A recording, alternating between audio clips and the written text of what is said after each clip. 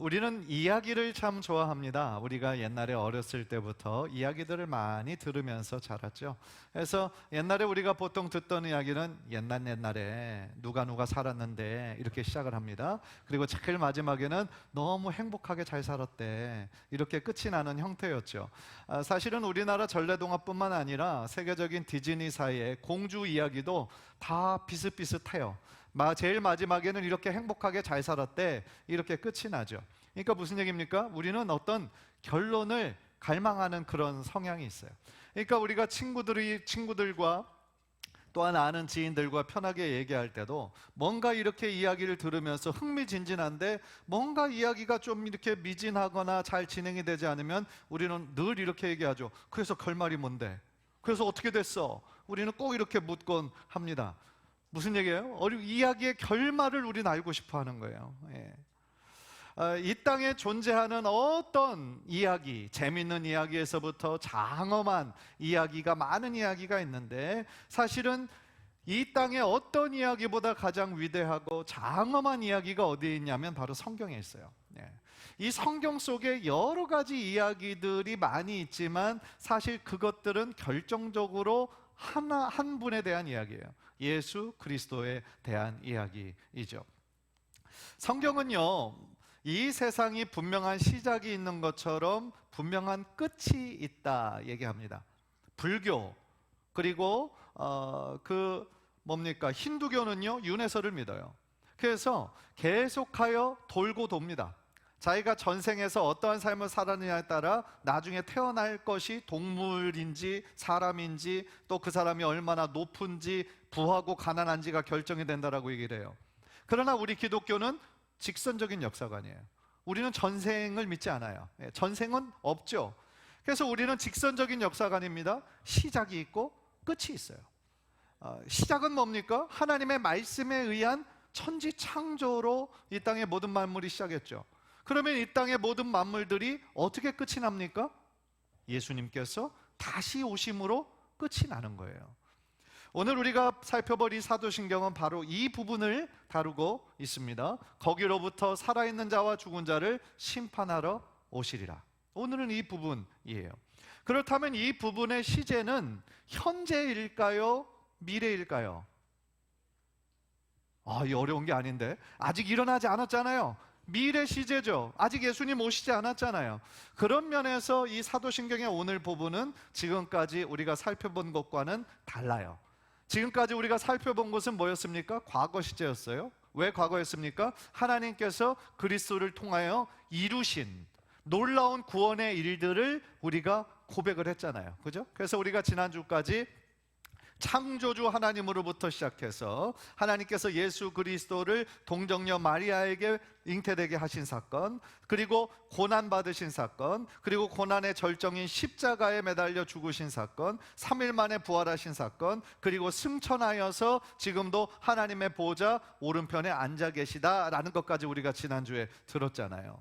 그런데 우리가 지난주에 들은 것 중에서 딱 한 가지가 현재 시제가 하나 있었어요. 그게 뭐냐면 예수님께서 승천하셔서 하나님의 보좌 우편에 앉아 계셔서 지금도 행하고 계신 일이 있다 그랬어요. 현재형으로. 그게 뭐였죠?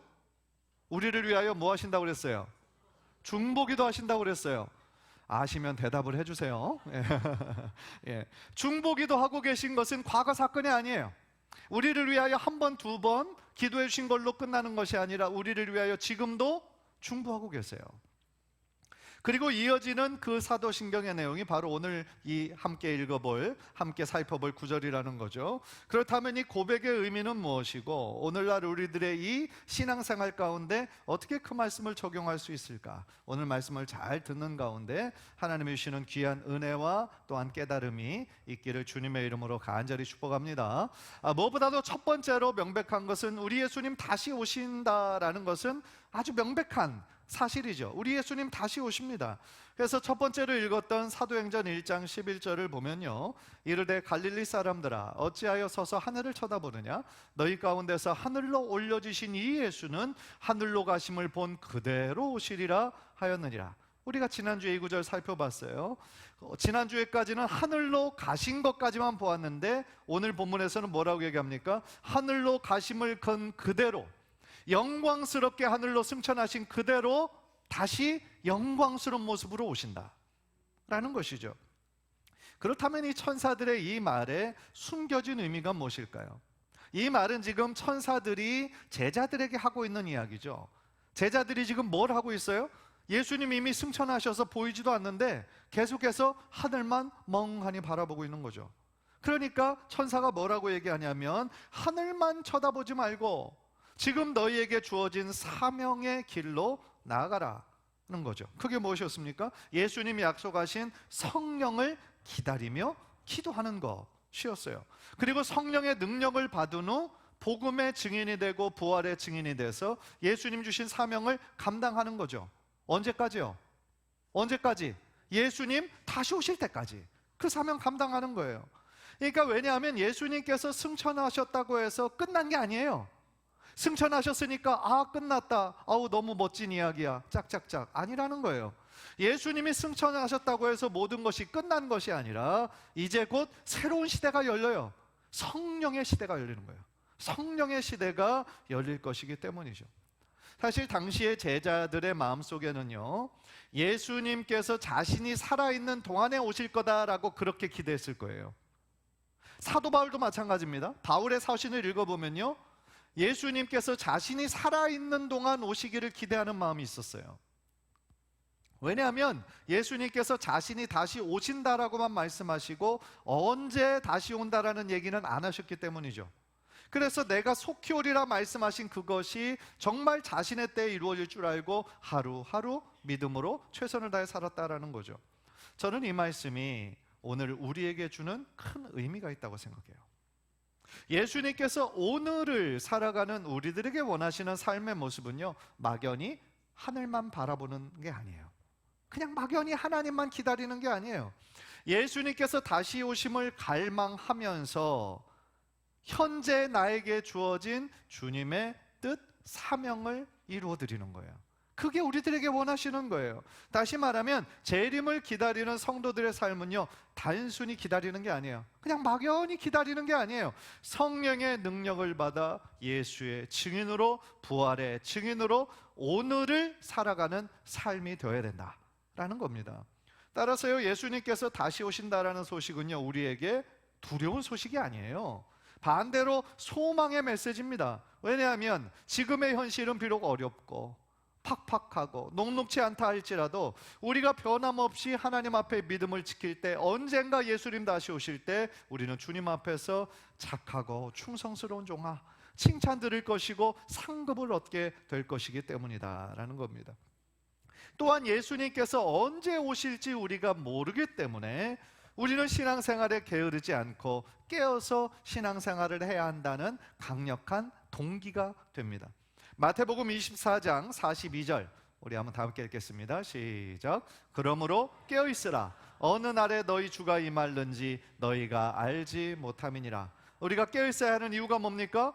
바로 뒷부분에 나오는 것처럼 어느 날에 언제 우리 주님이 오실는지 알지 못하기 때문이다 라는 거예요. 이 문맥의 구절을 보면 예수님께서 도둑이 자신이 언제 어디를 가겠다 예고하고 오느냐, 만약에 예고한다면 그 시간에 깨어서 그거를 잘 준비할 게 아니겠느냐. 따라서 우리 예수님 다시 오실 때는 마치 도둑이 임하는 것처럼 아무도 모르게 갑작스럽게 하나님께서 임하실 거다라고 얘기합니다. 따라서 44절을 보니까 이렇게 얘기하는 거예요. 시작. 이러므로 너희도 준비하고 있으라. 생각지도 않은 때에 인자가 오리라 말씀하시는 거예요. 그런데 문제는 뭐예요? 우리가 언제나 깨어서 준비하는 것이 쉬워요, 어려워요? 어려워요. 쉽지 않아요. 그냥 한편으로는, 마음에 그냥 드는 한편의 생각으로는 비행기 시간 정해져 있는 것처럼, 버스 시간 정해져 있는 것처럼 예수님 다시 오는 날짜가 정해지는 것도 나쁘진 않겠다라는 그런 생각을 한번 해보긴 해봐요. 그러나 실제로 만약에 예수님께서 다시 오시는 날짜를 성경에서 명백하게 계시하셨다라고 한다면 어떤 일이 일어날까요? 쉽게 예를 들어 2030년 1월에 우리 예수님 다시 오신다. 예고하셨다 생각해 보세요. 5년도 남지 않았죠. 물론 어떤 분들은 5년도 안 남았네, 지금보다 더 신앙생활 열심히 해야 되겠다, 내가 지금까지는 게을르게 잘 못했는데 5년 동안 더 열심히 해야 되겠다, 이런 분들이 계실 거예요. 저는 동안교회 많이 계실 거라 생각합니다. 그러나 더 많은 사람들은 지금보다 더 해이해진 삶을 살 가능성이 커요. 왜냐하면 아직 5년이나 남았잖아요. 그죠?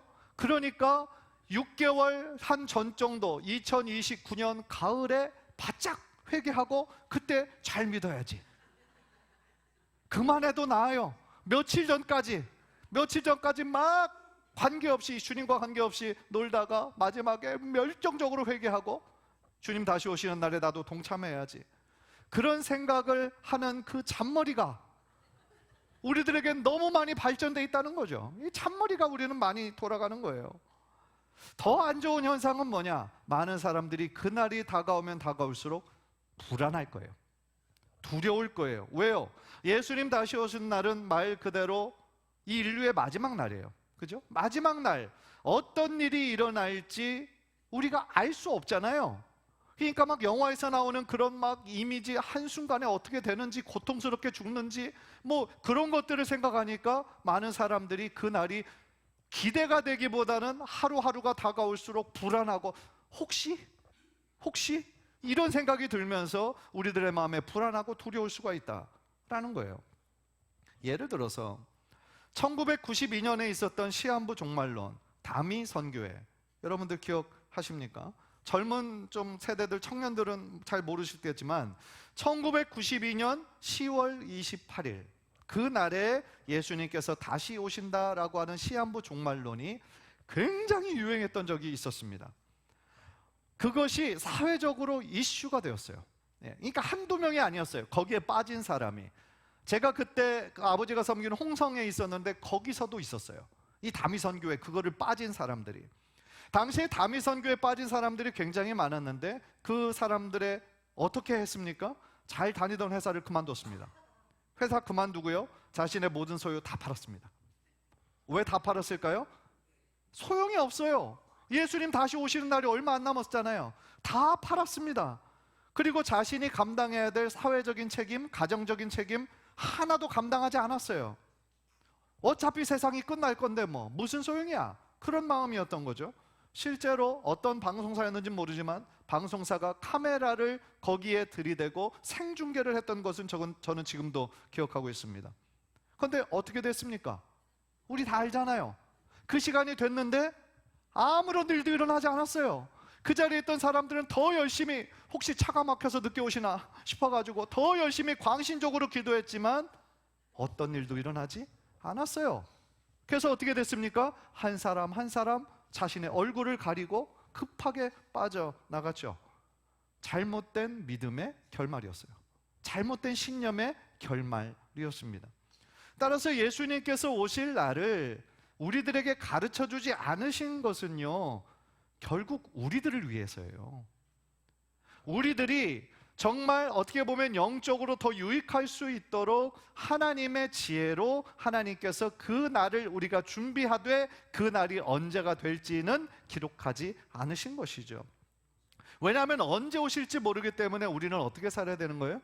마치 오늘을 마지막 날처럼, 오늘 예수님 다시 오실지도 모른다라는 그러한 마음으로 충성스럽게 그리고 후회 없이 살아야 되기 때문이다 라는 거죠. 간절히 바라기는 우리 성도인들 모두가 다시 오신다 분명히 약속하셨거든요. 예수님께서 친히 3번이나 강조하셨어요. 내가 진실로 속히 오리라 말씀하셨어요. 따라서 다시 오실 예수님을 기다리고 소망하면서 오늘 우리에게 주어진 이 사명을 최선을 다해 감당하는 우리 귀한 성도님들 되시기를 주님의 이름으로 간절히 축복합니다. 그렇다면요, 두 번째로 조금 더 구체적으로 한번 생각해 보기를 원해요. 예수님이 그럼 다시 오신다, 알았어요. 우리가 지금 믿어요. 그러면 예수님 다시 오실 때 과연 어떤 일이 일어날까요?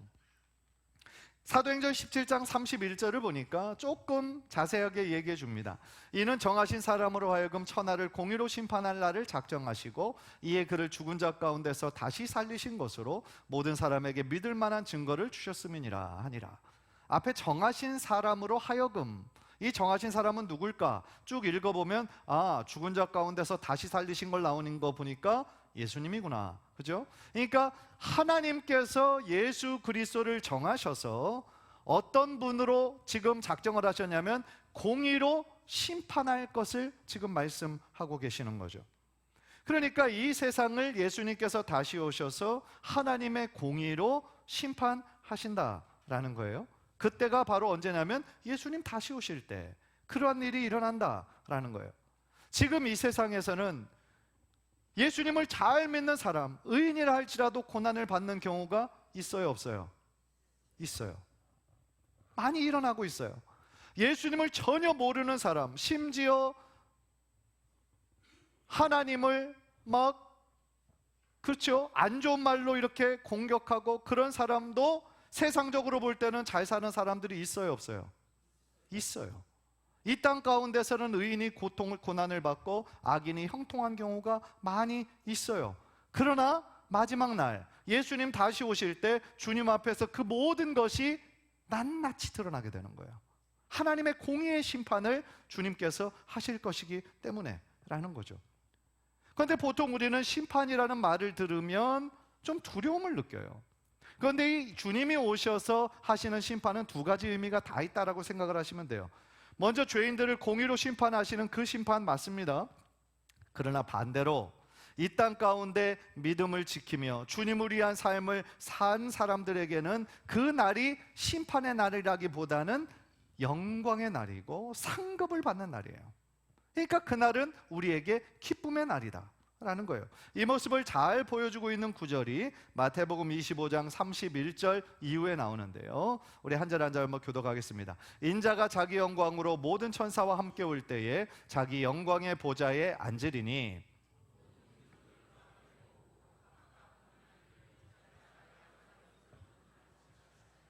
양은 그 오른편에 염소는 왼편에 두리라. 임금이 그 오른편에 있는 자들에게 이르시되 내 아버지께 복받을 자들이여 나와 창세로부터 너희를 위하여 예비된 나라를 상속받으라. 아멘. 예수님이 영광스러운 모습으로 천사들과 함께 올 때에 어떤 일이 일어납니까? 모든 민족을 예수님 앞에 모으고요, 각각 양과 염소를 구분하는 것 같이 구별하신대요. 그래서 오른쪽에는 양의 그룹, 왼쪽에는 염소 그룹, 그리고 오른편에 있는 자들에게는 하늘의 축복을 내리시고요, 그들을 위하여 예비된 영원한 하나님 나라, 뭐예요? 천국을 그들에게 허락하신다. 저는 이 자리에 있는 우리 모든 성도님들이 우리 예수님께서 다시 오시는 그날에 이런 축복과 상급을 받으시기를 주님의 이름으로 간절히 축복합니다. 그런데 이 날이 우리 믿는 자들에게는 영광스러운 날이요 축복의 날이지만 반대로 어떤 사람들에게는 절망의 날이요 심판의 날이 된다라는 거예요. 마태복음 25장 41절을 보니까 이렇게 얘기합니다. 또 왼편에 있는 자들에게 이르시되 저주를 받은 자들아 나를 떠나 마귀와 그 사자들을 위하여 예비된 영원한 불에 들어가라. 예수님의 심판을 받는 자들은요 이제 더 이상 기회가 없습니다. 예수님의 저주를 받고요, 마귀와 그의 패거리들이 있는 곳 어디예요? 지옥이죠. 영원한 불이 꺼지지 않는 곳. 지옥에서는 최고의 소원이 죽는 거예요. 왜? 영원히 죽지 않고 꺼지지 않는 고통 가운데 살아야 되기 때문이다 라는 거예요. 천국과 지옥은 실제합니다, 여러분. 천국과 지옥은 실제하는 거예요. 이야기가 아닌 거예요. 상징이 아닌 거예요. 예수님께서 재림하시는 이유는 바로 그 공의로운 심판을 위하여 오신다라는 거예요. 이것이 바로 사도신경 안에 오늘 우리가 살펴본 거기로부터 살아있는 자와 죽은 자를 심판하러 오신다라고 하는 구절의 내용이에요. 그런데 이 구절을 조금 한번 살펴보면 거기로부터는 어디를 의미하는 걸까요? 거기로부터 오신다. 우리가 지난주에 예수님 승천하셔서 지금 어디에 계신다고 그랬어요? 하나님의 보좌 오른편에 앉아 계신다. 그러니까 거기로부터 오신다라는 것은 하나님의 그 영광의 자리에서부터, 하나님의 보좌에서부터 우리를 심판하러 오신다라는 거예요. 그런데 여러분, 예수님이 지금 제일 처음 오셨을 때는 겸손의 왕으로 오셨어요. 낮아지고 낮아지셔서 십자가에 달려 죽으시기까지 순종하신 예수님의 모습이죠. 그래서 우리를 모든 죄에서 구원하신 구원자이셨어요. 그런데 다시 오실 그때는요, 구원자의 모습으로 오시는 게 아니에요. 겸손의 왕으로 오시는 게 아니에요. 영원한 심판자로 오시는 거예요. 심판자의 모습으로 오세요. 그래서 모든 무릎이 예수님 앞에 꿇어 엎드릴 것이고 모든 입이 그분을 주님으로 고백하게 될 것이다 라고 성경은 이야기하는 거예요. 그래서 바울은요, 그런 예수님의 모습을 의로운 재판장이다 라고 얘기를 하는 거예요. 의로운 재판장이다. 디모데후서 4장 8절 보실까요? 다 같이 시작. 이제 후로는 나를 위하여 의의 면류관이 예배되었으므로 주 곧 의로우신 재판장이 그날에 내게 주실 것이며 내게만 아니라 주의 나타나심을 사모하는 모든 자에게도니라. 할렐루야. 그래서 예수님 다시 오실 때 뭐를 예비해 놓으셨어요? 의의 면류관을 예비해 놓으셨대요. 그래서 의로우신 재판장 되신 예수님께서 그날에 내게 의의 면류관을 씌워주신다는 거예요. 그런데 계속해서 읽어보면 정말 우리에게 좋은 소식은 바울과 같이 그냥 위대한 일을 많이 한 그 사역자에게만 의의 면류관을 주시는 것이 아니라 그 이후에 뭐라고 얘기합니까? 주의 나타나심을 사모하는 모든 성도들에게 의의 면류관을 씌워주신다라는 거예요. 할렐루야. 따라서요, 저는 그런 면에서 이 자리에는 모든 성도님들이 예수님 다시 오시는 날 의의 면류관을 얻게 되기를 주님의 이름으로 축복합니다. 예, 우리 옆에 분에게도 이렇게 얘기하셨으면 좋겠어요. 의의 면류관 꼭 받으세요. 예, 꼭 받으셔야 돼요. 그죠? 한 사람도 예외 없이 의의 면류관을 꼭 받으셨으면 좋겠어요. 이 면류관을 누가 직접 주세요? 예수님께서 직접 씌워주신다고 하니까 얼마나 좋겠어요. 얼마나 그 장면이 영광스럽겠어요. 그죠? 그 장면을 누가 좀 사진을 찍어줘야 되는데 누가 찍을지는 잘 모르겠어요. 그죠? 어디다 걸어놔야 되는데, 그런데 그토록 영광스러운 장면이 될 거다라는 거죠. 그런데 제가 오늘 설교를 준비하면서 예수님께서 살아있는 자와 죽은 자를 심판하러 오신다를 더 좀 곰곰이 생각해 보니까 이런 궁금증이 생겼어요. 물론 그 고백의 내용은 우리가 알아요. 그러니까 예수님 오실 그때가 기점이에요. 그래서 그 당시 살아있는 자들은 그때 죽지 않고 계속 주님을 주님으로 믿는 사람들이죠. 죽은 자들은 뭐예요? 예수님 다시 오시기 전에 믿음을 잘 지키다가 죽은 사람들, 우리의 육체의 때가 돼서 하나님 부르셔서 다 죽은 사람들인 것이죠. 그런데 예수님 다시 오실 때 살아있는 자들, 죽은 자들 다 주님 앞에서 다시 심판을 받는다라는 내용이에요. 그런데 이것은요, 모든 세대, 모든 사람들 다 예외 없이 그리스도의 심판대 앞에 서게 된다라는 의미거든요. 자, 고린도전서 15장 51절 52절 우리 한번 다 함께요. 시작.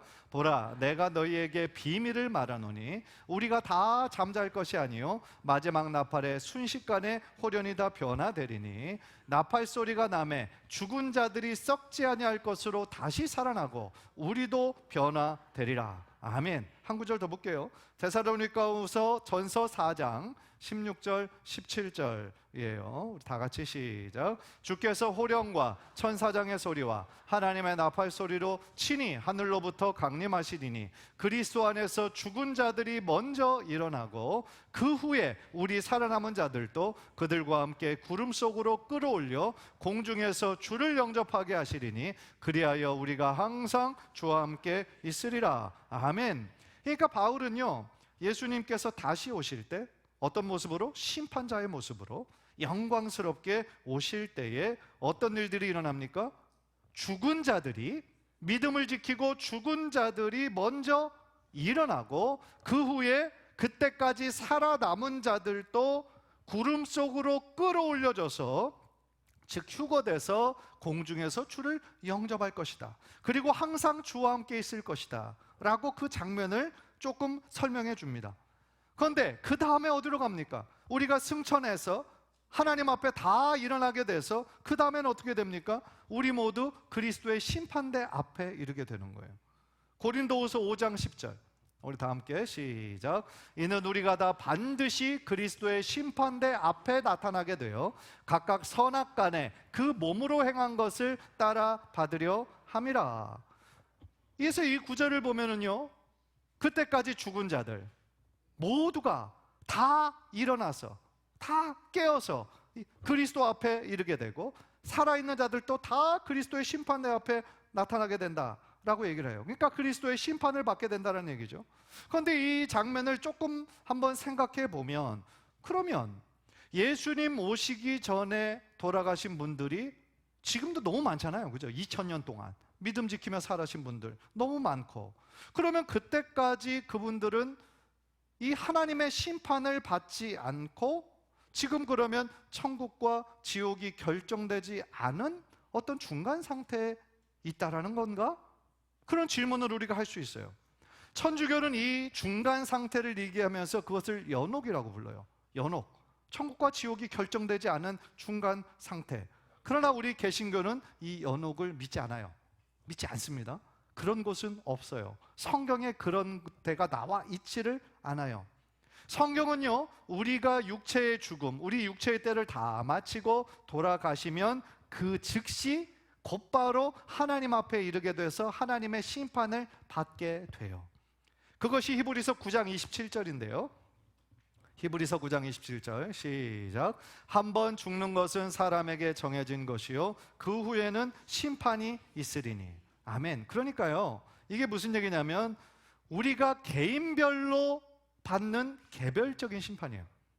육체의 때가 다 돼서 하나님 부르실 때 우리가 죽어서 그 즉시 하나님 앞에 가서 우리들이 정말 이 땅 가운데 믿음을 잘 지켰는지 아니면 예수님을 부인하며 살았는지 그 앞에서 결정이 돼요.